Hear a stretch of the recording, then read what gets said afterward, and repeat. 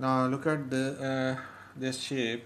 It's a north direction, east direction, south direction, and west direction. So there are some angles from O to A. The angle is 30 degree, and from O to C the angle is 20 degree, and from O to B the inner angle is 10 degree. The question is find the bearing of A from O. So from O, this is your point O, and he said that from O and we can move towards A. So we can move towards A but start from the north direction. So from north direction we can write the arrow on the on this line, because this line has a point A. So actually we are calculating the bearing of A from O. So from O means this point, you have to draw a north line and move on the clockwise direction and touch with this line. So this angle we have to calculate, but we know that these two lines make an angle of 90 degree. Why it is a 90 degree? Because this line is a vertical line, this is horizontal lines, and both angles make the angle of 90 degree. Now this angle is 30 degree, so obviously how we will calculate this angle? Subtract this 30 from this 90 degree angle and automatically you will calculate this angle. So 90 minus 30 degree is 60 degree.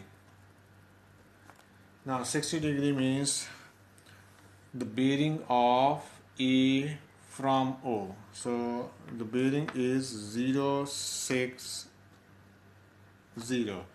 So we can write the angles in 3 digits. So this is our bearing of A from O. So the next one is we have to calculate the bearing of B from O. This is our point B, and he said that bearing of B from O. From O, again you have to draw a vertical line and write north direction, but we have already draw this line. So from this north direction again we can move the clockwise direction and touch this line where the point B locates. So that's why we can find on this way we can calculate the bearing of O. As we know that this is a straight line and angle on a straight line is equal to 180 degree, and from this side, this point to this point, because half of this line is a 90 degree and half of the other side is also 90 degree, so both the two 90s their sum is equal to 180 degree. So this means angle on a straight line their sum is 180 degree. So if this point if this angle, complete angle is 180 degrees, so you have to add also this angle. So 180 degree plus 10 degree, which is equal to 190 degree. So the bearing of B from O is also 190 degree. So the next one is we have to find out the bearing of C from O. Bearing of C from O. So again you have to draw a north line, but it is already drawn. So from this north direction you can move towards C point. So you can move towards C point. So from this side again you can move toward C side, and C is on this line. So we have to calculate this complete angle. How we will calculate this complete angle? Already this smaller angle is 20 degree. So how we will calculate this angle? As we know that angle at a point is 360 degrees. So complete angle is 360 degree. So you have to subtract this smaller angle. So this smaller angle is 20 degree. So you have to subtract this 20 degree from 360 degree, and finally you will get 340 degree. So the bearing of C from O, bearing of C from O is this complete outer angle is 340 degree. Now next one is we have to calculate the bearing of O from C. He said that the bearing of O from C. So from C means you have to draw north, east, south and west direction on point C. Now this is your point C. Now you have to draw north, east, south and west direction. And he said that calculate the bearing of O from C. So O from C means if he used the word the bearing of A from O, that's why you have to draw a vertical lines and write north direction. But here in this part he said that the bearing of O from A. So from bearing of O from C, not A, from C.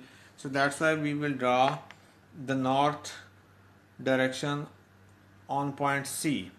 And he said that move toward O. So on this side, on the north side, we will move toward this line, and O is located on this line. So we have to calculate this angle. How you will calculate this angle? We know that these two lines are parallel. So their inner angle, their sum is equal to 180 degrees. So we will write x over here, and we can apply the property x plus 20 degree, which is equal to 180 degree. So x is equal to 180 degree minus 20 degree, which is equal to 160 degree. So the bearing of O from C, bearing of O from C is equal to 160 degree. And the last one is find the bearing of O from A. So on that point A, you have to draw north, east, south, west direction. Now this is your point A. So you have to draw north, east, south and west direction. And the question is bearing of O from A. Now from point A, this is our north direction, and move in the clockwise direction and touch this line, because O is on this line. So that's why we are moving on the clockwise direction and touch this line. So actually we are calculating this angle. How we will calculate this angle? First of all, we must know this angle, because this is in the straight line. North and south direction are on the straight line, and we know that angle on a straight line is equal to 180 degree. So we have already know that this angle is 180 degree. Basically we have to calculate this inner angle, and then we have to add with 180 degree. So how we will calculate this inner angle? We already calculated this inner angle, because when these two lines are parallel, we know that their vertical, their alternate angles, not vertical, their alternate angles, this will make a Z shape. So every two parallel lines, their one line is a transversal line that cut these two lines So this shows the property of alternate angles because they make a Z shape. So these two angles are equal.